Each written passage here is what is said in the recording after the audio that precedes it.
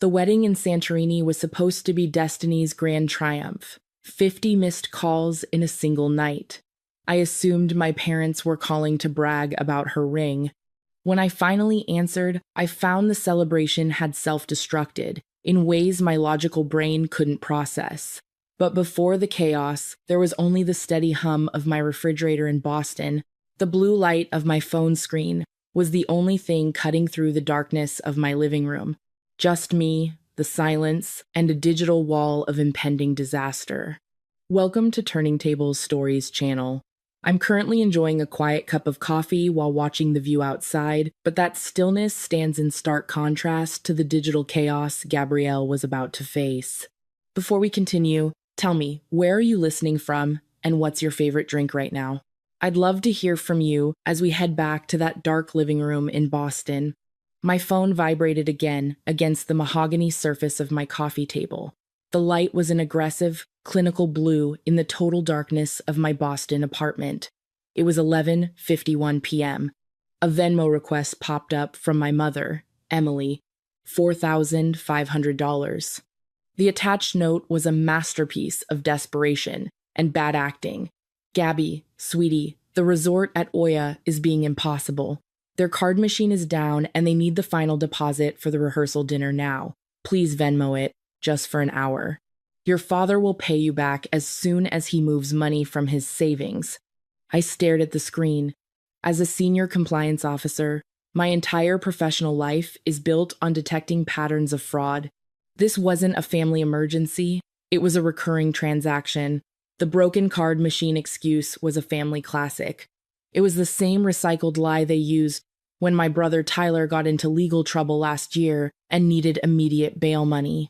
It was the same script they followed when Destiny decided she couldn't live without a designer handbag that cost more than her rent. I knew the math. I knew my parents had refinanced their home for the second time just to afford the flights to Greece. I knew they were living in a house of cards, and they expected me to be the glue. For years, I had been the invisible benefactor of their lifestyle, funding a luxury I was never invited to share. Every time they fell, I was the net. Every time they overspent, I was the bailout. I had spent my 20s being the reliable daughter, which was really just a polite way of saying I was their interest-free loan provider. But this time, I didn't cry. I didn't feel that heavy, familiar weight of guilt pressing against my ribs. I felt something else. I felt the kind of cold, sharp clarity that usually comes when you realize a business partnership has become a liability. In the world of finance, every account has a hard limit. I realized that my patience for my family was no different. The balance was trickling down to zero with every frantic text. I didn't call to hear my mother's practice sob. I didn't text to ask why a 5-star resort couldn't handle a simple transaction. I didn't need to.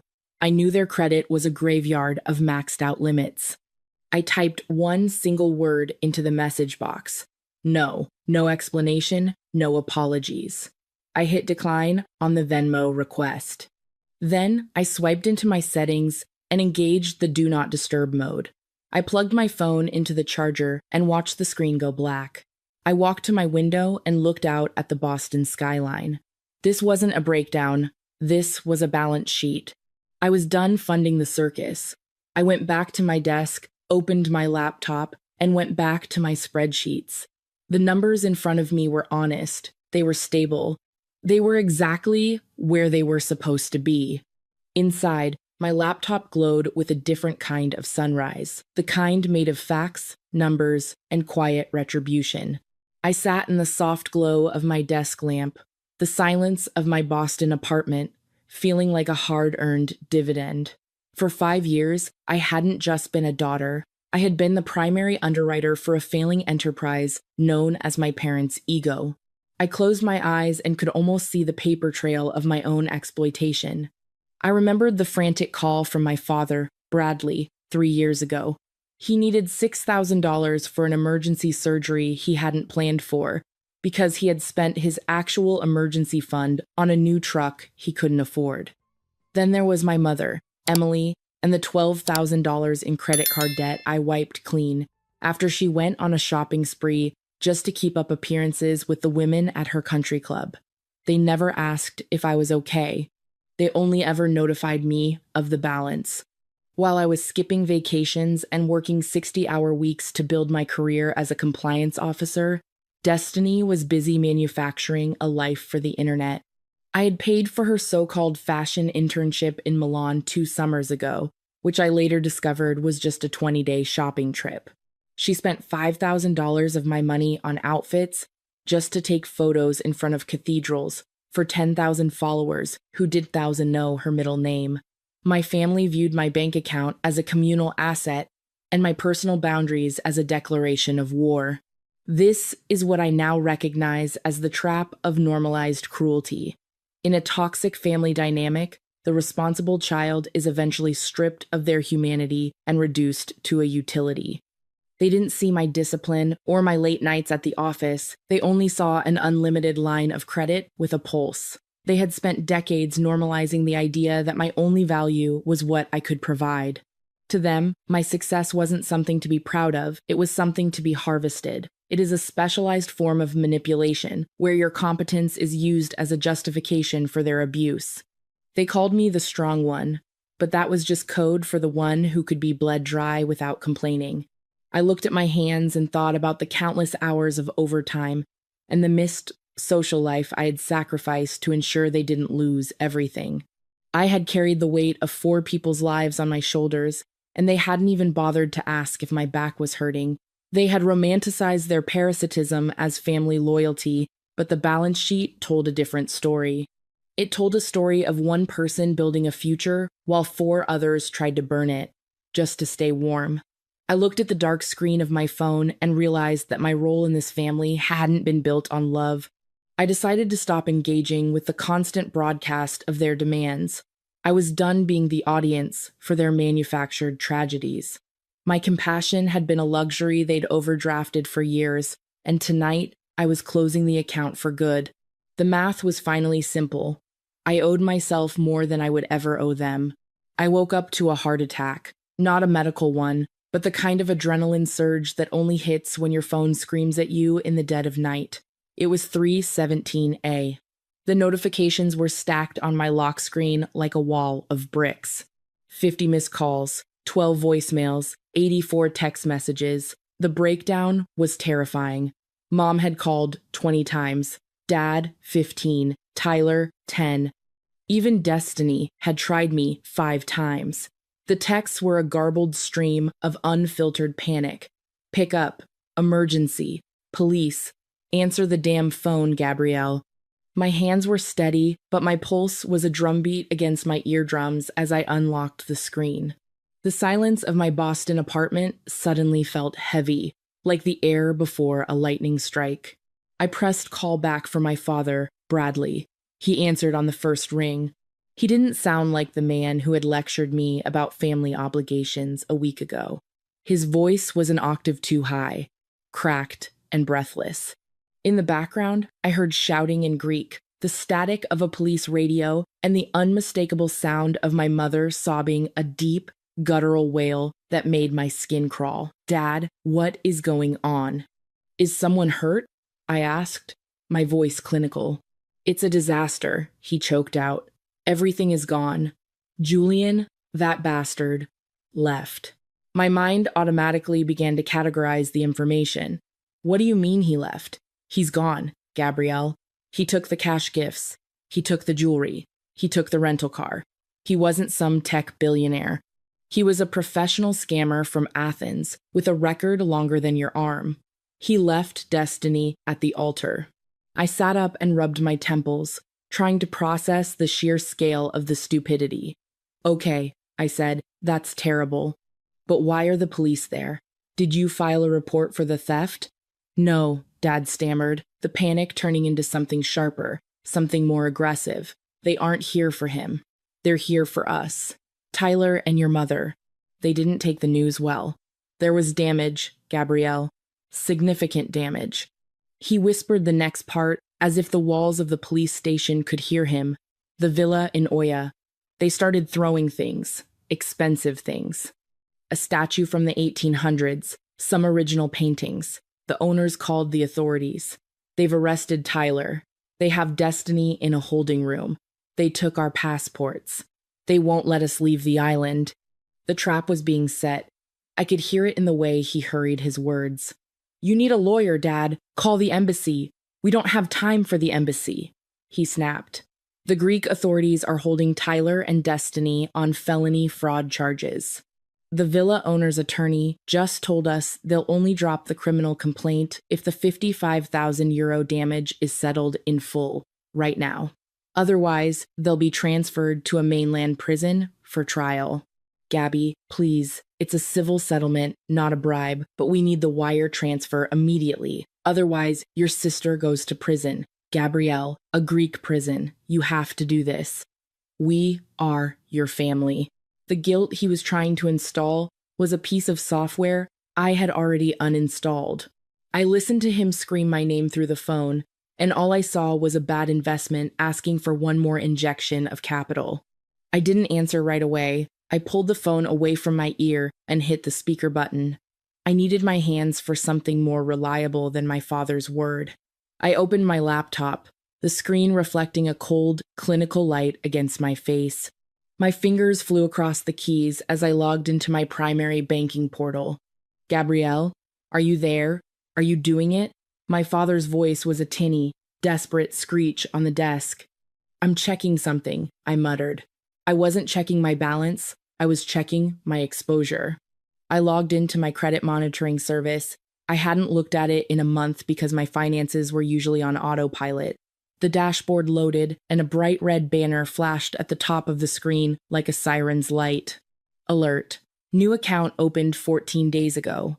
Banca Nazionale del Lavoro. Type International Personal Line of Credit. Balance €42,000. The request had originated from an IP address in Boston, from the desktop computer in my parents' study, just hours before they boarded their flight to Athens. They had sat in their living room, plotting this while I was at work.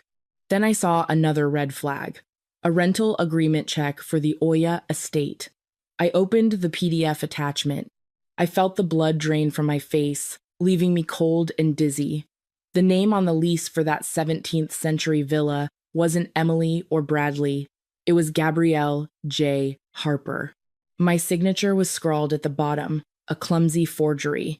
The loops of the G were a little too wide. The slant was wrong, but it was close enough to pass a casual inspection by a Greek property manager who just wanted a paycheck.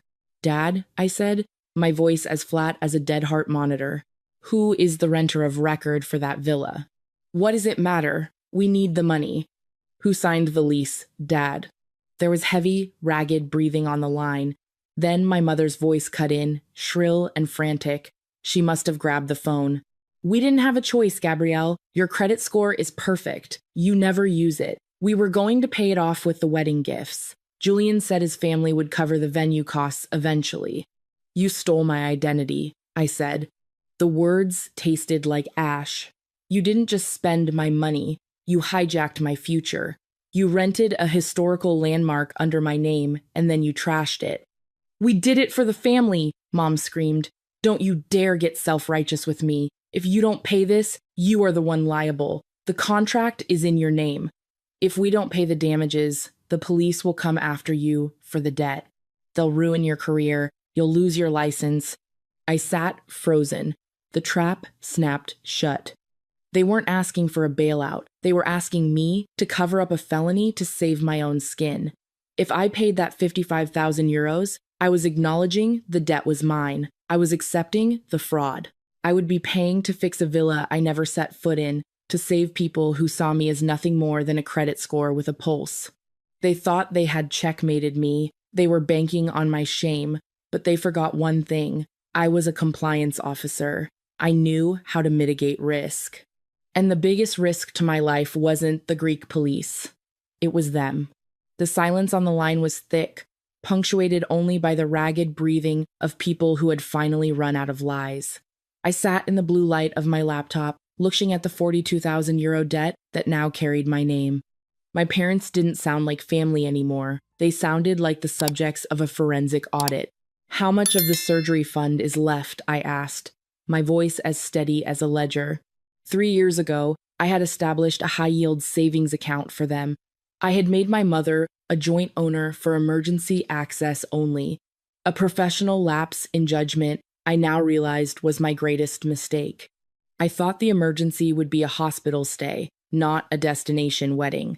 I had deposited $120,000 into it, strictly for their medical emergencies or long-term care.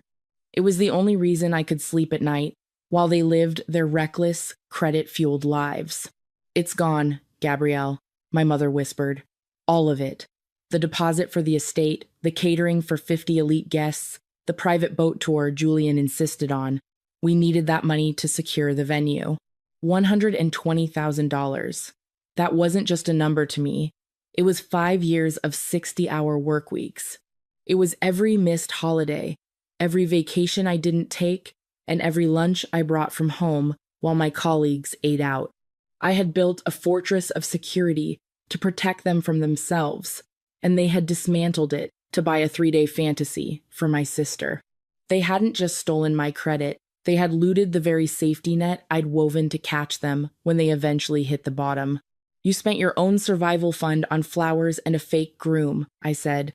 "This isn't an emergency, Mom. This is an insolvency." "Don't you dare talk to me about money right now," she shrieked.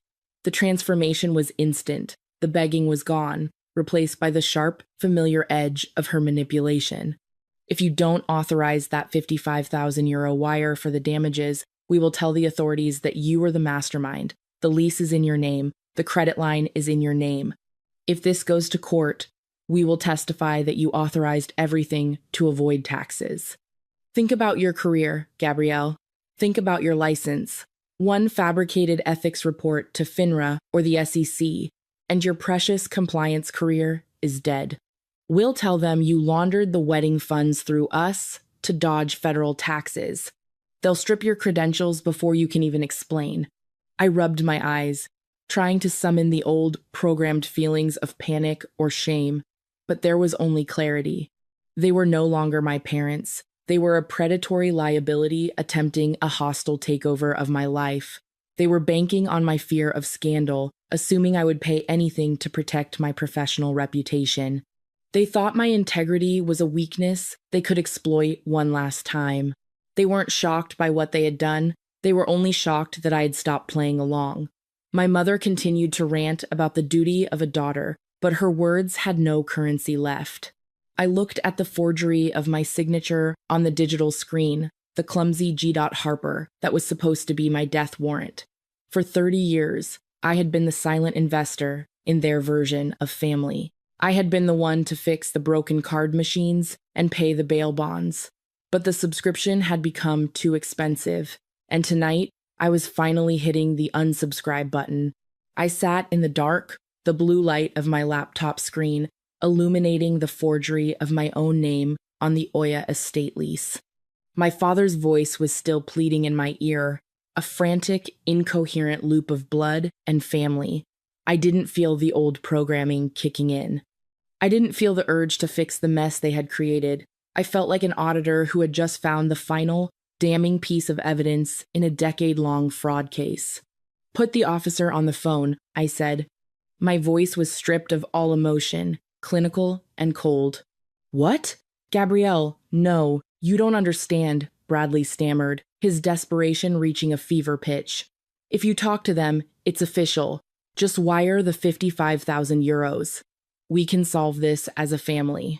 "Put him on now, Bradley, or I hang up and block this number forever," I replied, my tone leaving no room for negotiation. "You'll be on your own in a Greek holding cell by morning."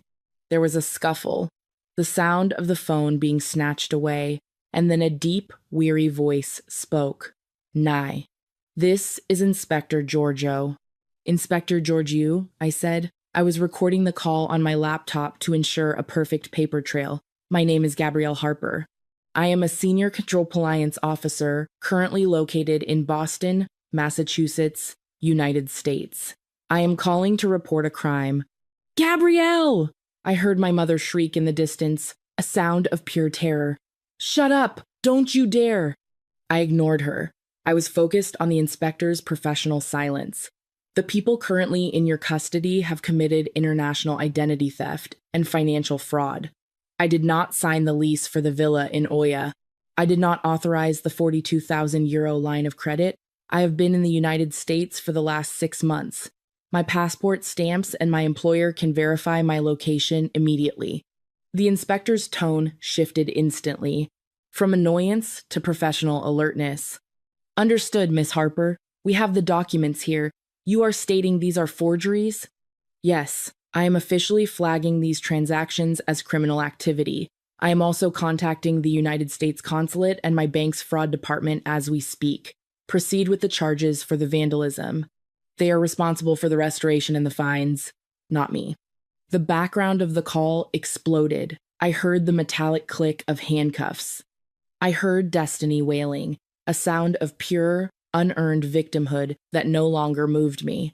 I heard my mother screaming my name, her voice cracking with a terror she had earned through years of exploitation. Gabrielle, please. Bradley was sobbing now, his voice coming from somewhere further away. They're taking us. You're destroying your own family. I don't have a family, I said into the receiver, delivering the final blow. I have a fraud case, and I'm finally closing the file. Goodbye, Bradley. I hung up.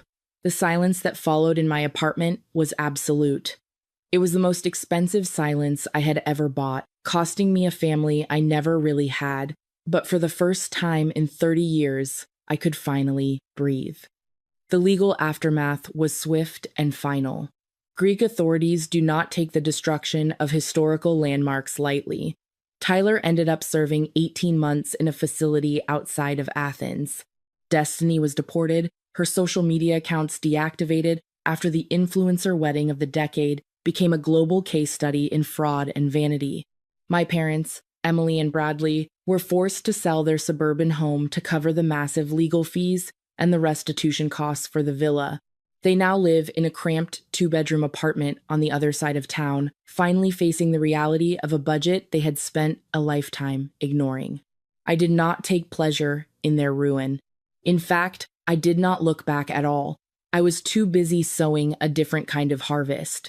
I used the money I had protected from their hands to establish a nonprofit organization dedicated to helping victims of family financial exploitation. It is what I call the sower's justice.